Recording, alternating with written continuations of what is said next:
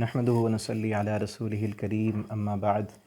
اعوذ باللہ السمیع العلیم من الشیطان الرجیم من ہمزه ونفخه ونفثه بسم اللہ الرحمن الرحیم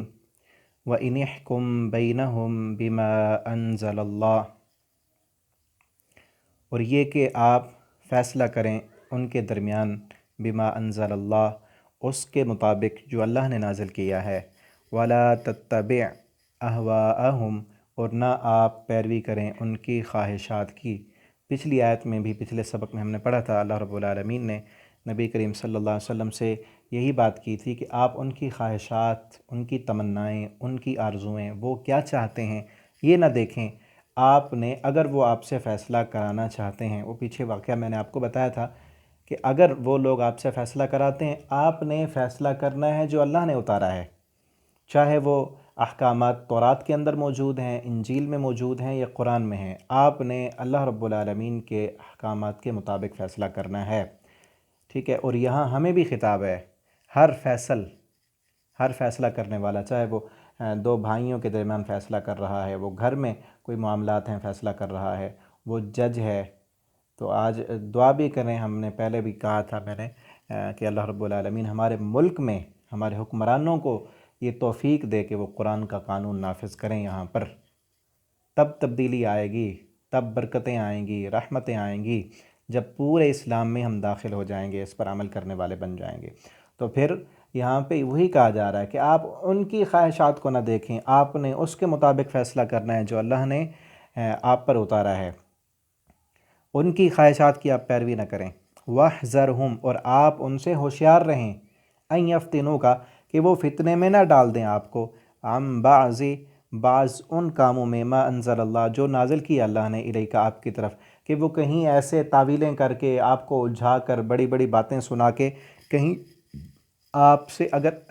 بلا ارادہ آپ سے کوئی ایسا فیصلہ نہ کرا لیں کہ جو شریعت کے خلاف ہو، کہ کہیں آپ ان کے جو ہے فتنے میں مبتلا نہ ہو جائیں، وہ پھنسانا چاہتے ہیں آپ کو، وہ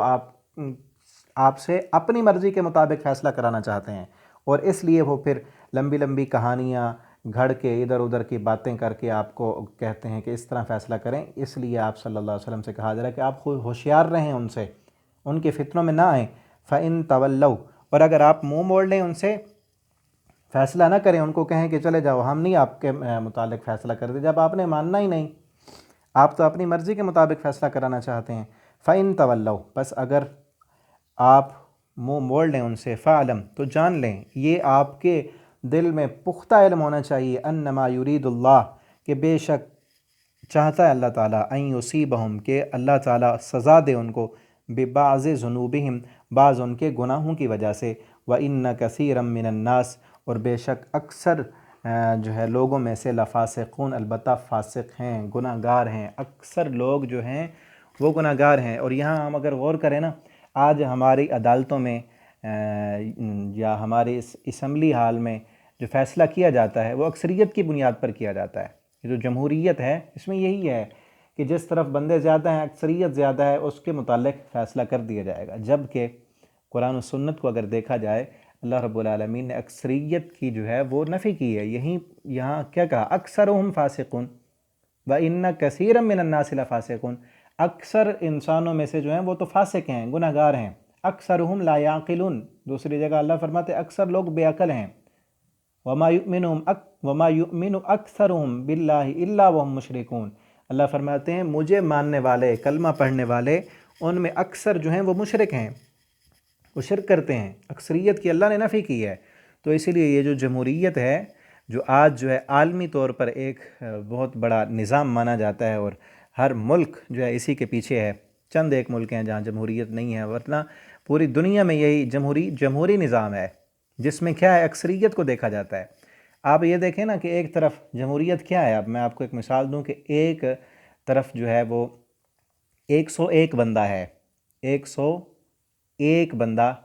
جو زانی بھی ہیں، شرابی بھی ہیں، چور بھی ہیں، ڈاکو بھی ہیں، لٹیرے بھی ہیں، وہ 101 سارے ایسے ہیں، کوئی ان میں اچھا نہیں ہے، با اخلاق نہیں ہے۔ اس کے مقابلے میں جو ہے وہ 100 بندہ ہے، ان کے مقابلے میں 100 بندہ، ان میں ڈاکٹرز بھی ہیں، پروفیسر ہیں، ٹیچرز ہیں، وہ امام ہیں، خطیب ہیں، وہ سب با اخلاق لوگ، اچھے لوگ، نیک، نمازی، انسانیت پر رحم کرنے والے، ان کے مقابلے میں 101 وہ زانی، شرابی، ڈاکو، چور، لٹیرے، 100 کا موقف اور ہے، اور 101 جو ہیں ان کا موقف اور ہے۔ اب جمہوریت کیا کہتی ہے؟ حق پر کون ہے؟ جمہوریت یہ کہتی ہے کہ حق پر وہ ہیں، چاہے وہ زانی ہیں، وہ فاسق ہیں، وہ شرابی ہیں، کیونکہ وہ 101 ہیں، ایک بندہ ان کا زیادہ ہے، اس لیے وہ حق پر ہیں۔ یہ چاہے اعلیٰ درجے کے انجینئر ہیں، ڈاکٹر ہیں، پروفیسر ہیں، بڑی بڑی ڈگری ہیں ان کے پاس، پڑھے لکھے لوگ ہیں، یہ چونکہ ان کا ایک بندہ کم ہے، اس لیے جو یہ بات کہتے ہیں نا، یہ 100 لوگ جو بات کہتے ہیں وہ نہیں مانی جائے گی، وہ مانی جائے گی جو 101 کہہ رہے ہیں۔ یہ ہے جمہوریت، اس کا نام جمہوریت ہے۔ جبکہ اسلام کیا کہتا ہے کہ بات اس کی مانی جائے گی جو حق پر بات کرے۔ آپ دیکھیں انبیاء کے ساتھ چند لوگ ہوا کرتے تھے، کئی نبی تو ایسے ہیں، نبی صلی اللہ علیہ وسلم نے فرمایا جن کے پاس ایک بندہ بھی نہیں تھا۔ حضرت نوح علیہ السلام کو دیکھیں، 950 سال تک تبلیغ کی، بیٹا بھی نہیں مانا، تو کیا وہ حق پر تھے؟ اگر اسی قانون کو ہم دیکھیں تو پھر تو انبیاء کی دعوتیں کہاں گئیں؟ نبی صلی اللہ علیہ وسلم کے ساتھ اکثریت تو نہیں تھی، اکثریت تو کافروں کے ساتھ تھی، تو اس لیے اکثریت کو نہیں دیکھنا چاہیے۔ اللہ تعالیٰ ہمیں توفیق دیں۔ میں پہلے بھی عرض کر چکا ہوں، ہم دعا کر سکتے ہیں کہ اللہ تعالیٰ ہمیں، ہمارے حکمرانوں کو، جس کلمے کی بنیاد پر، جس نام پر اتنی قربانیاں دے کر ہمارے بزرگوں نے اس لا الہ الا اللہ کے نام پر جانیں قربان کیں، بچے چھنوائے، عزتیں پامال کیں لا الہ الا اللہ کے لیے، اللہ ہمیں توفیق دے ہمارے حکمرانوں کو کہ اسی کی لاج رکھیں اور اس کے مطابق اس ملک کا نظام بنائیں اور قانون بنائیں، اور اکثریت کے پیچھے نہ چلیں۔ آگے فرمایا افحکم الجاہلیت یبغون، بہت ہی اہم ترین اللہ نے بات کی ہے۔ افحکم الجاہلیت یبغون، کیا جاہلیت کے حکم، افحکم حکم، قانون، الجاہلیہ جاہلیت کے، یبغون تم تلاش کرتے ہو، کیا یہ لوگ جاہلیت کے قانون چاہتے ہیں؟ ومن احسن من اللہ، اور کون سا قانون زیادہ اچھا ہے من اللہ، اللہ کے قانون سے، حکمن قانون کے اعتبار سے، اللہ کے بنائے ہوئے قانون سے اچھا قانون کس کا ہو سکتا ہے؟ آج یہی کہتے ہیں نا جمہوریت بڑی اچھی ہے، اس سے بہتر قانون کوئی نہیں۔ اللہ فرماتے ہیں کلمہ پڑھنے والوں تم تو یہ نہ کہو، اللہ کے بنائے ہوئے قانون سے اچھا قانون اور کس کا ہو سکتا ہے؟ اور پھر یہاں دیکھیں قرآن کی صدا کیا ہے، افحکم الجاہلیت یبغون، کیا تم جاہلیت کے قانون اب بھی تلاش کرتے ہو؟ آج غیر مسلم دیکھ کر مسلمانوں کو کہتے ہیں کہ مسلمانوں تمہارے پاس تو وہ قانون ہے کہ جس قانون پر چلنے سے معاشرے میں امن آتا ہے، سکون آتا ہے، اطمینان آتا ہے، اور تم جو ہے اپنے اس قانون کو چھوڑ کر ہمارے قانون تلاش کر رہے ہو، ہمارے قانونوں کے پیچھے چلتے ہو، جبکہ سب سے بہتر قانون جو ہے وہ اللہ کا بنایا ہوا قانون ہے۔ افحکم الجاہلیت یبغون، جاہلیت کے جمہوریت کی باتیں کرنے والے آج بہت ہیں، بہت ملیں گے آپ کو، سیاست کی باتیں کرنے والے بہت ہیں، اللہ کے قرآن کی بات کرنے والا کون ہے؟ بہت کم ہیں۔ عمران خان کی بات کرنے والے آپ کو بہت ملیں گے، روزانہ ملیں گے، زرداری کی بات کرنے والے، پی ڈی ایم کی بات کرنے والے، نواز شریف کی باتیں کرنے والے، ان کے جیالے بہت ملیں گے آپ کو۔ قرآن کی بات کرنے والے کدھر ہیں؟ افحکم الجاہلیت یبغون، قرآن پکار رہا ہے، اور جاہلیت کی باتیں کرنے والے، ان کے نظاموں کی باتیں کرنے والے، ان کے لیے جانیں نچھاور کرنے والے،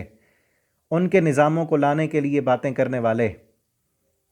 جو بھی آتا ہے نیا قانون دان وہ اپنی پالیسی بتاتا ہے، لوگوں کے بنائے ہوئے قانون بتاتا ہے، فلاں ملک کا قانون نافذ کر دو، فلاں جو ہے وہ پالیسی لاؤ تو پھر امن ہوگا، پھر سکون ہوگا۔ لیکن کتنے ہیں جو یہ کہیں کہ قرآن کا قانون لاؤ،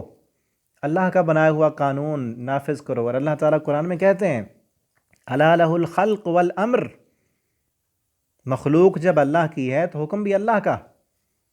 مخلوق اللہ کی تو حکم بھی اللہ کا۔ ومن احسن من اللہ حکما لقوم یوقنون، اللہ فرماتے ہیں ومن احسن، اور کس کا قانون زیادہ اچھا ہو سکتا ہے من اللہ، اللہ کے قانون سے، حکمہ، اللہ کے حکم سے، اللہ کے قانون سے زیادہ اچھا قانون کسی اور کا نہیں ہے۔ اور جو لوگ کہتے ہیں نا کہ اس قانون میں سختی ہے کہ قتل نہیں ہونا چاہیے، اب دیکھیں اسلام نے کس کو قتل کرنے کا حکم دیا ہے؟ قاتل کو، جو ہے ہی قاتل۔ اور اللہ تعالیٰ یہ قانون بیان کرنے کے بعد کہتے ہیں کہ اس قصاص میں تمہارے لیے زندگی ہے کہ اس قصاص میں جو ایک قاتل کو اگر تم قتل کر دو گے نا سب کے سامنے، تو اس معاشرے میں پھر دوسرا قاتل پیدا نہیں ہوگا۔ ایک زانی کو اگر تم، وہ شادی شدہ ہے تو اس کو سنسار کر دو گے، پتھر مار دو گے، تو اس معاشرے میں دوسرا زانی پیدا نہیں ہوگا۔ ایک چور کا اگر ہاتھ کاٹ دو گے سب کے سامنے، تو اس معاشرے میں پھر دوسرا چور پیدا نہیں ہوگا۔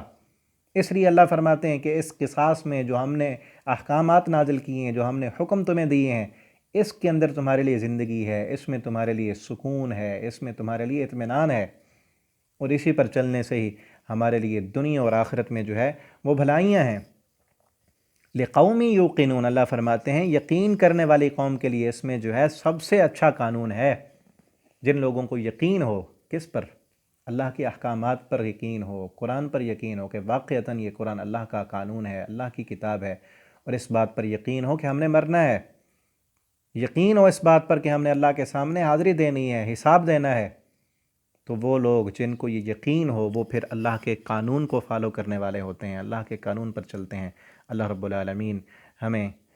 اپنے قوانین پر چلنے کی توفیق دے۔ تو یہ باتیں تو تھیں حکومت کے متعلق۔ جس کے پاس حکومت ہے اس کا حق بنتا ہے کہ وہ قاتل کو سزا دے، قصاص لائے، وہ زانی کو پر جو حدیں حدود اللہ جو اللہ رب العالمین نے بیان کی ہیں ان پر ان کا نفاذ کرے۔ لیکن ہم جو ہیں، جتنے بھی میرے بھائی سننے والے، ہم اپنے جسم کے تو مالک ہیں نا، جو پورا جسم سر سے لے کر پاؤں تک اللہ نے دیے، سلطنت ہے، یہ ہماری سلطنت ہے، اس پر تو اللہ کا قانون ہو۔ اذان کی آواز آئے تو ہم بستر چھوڑ دیں، ہم دکان بند کر دیں، ہم جھوٹ نہ بولیں، ہم اس پیٹ میں لقمہ حرام نہ ڈالیں، ہماری آنکھیں ان پر پہرا ہو قرآن کا، یہ حرام نہ دیکھیں، ہمارے کانوں پر قرآن کا پہرا ہو، ہم حرام نہ سنیں، ہماری زبان پر قرآن کا پہرا ہو کہ ہم زبان سے حرام نہ بولیں۔ تو یہ اللہ کے سارے احکامات ہیں، ان پر چلیں گے تو رحمتیں آئیں گی، برکتیں آئیں گی۔ اللہ رب العالمین سے دعا ہے اللہ تعالی ہمیں اپنے قوانین اور احکامات کو ماننے، ان پر چلنے کی توفیق دے، اور اسی پر اللہ رب العالمین ہمیں موت دیں۔ والسلام علیکم ورحمۃ اللہ وبرکاتہ۔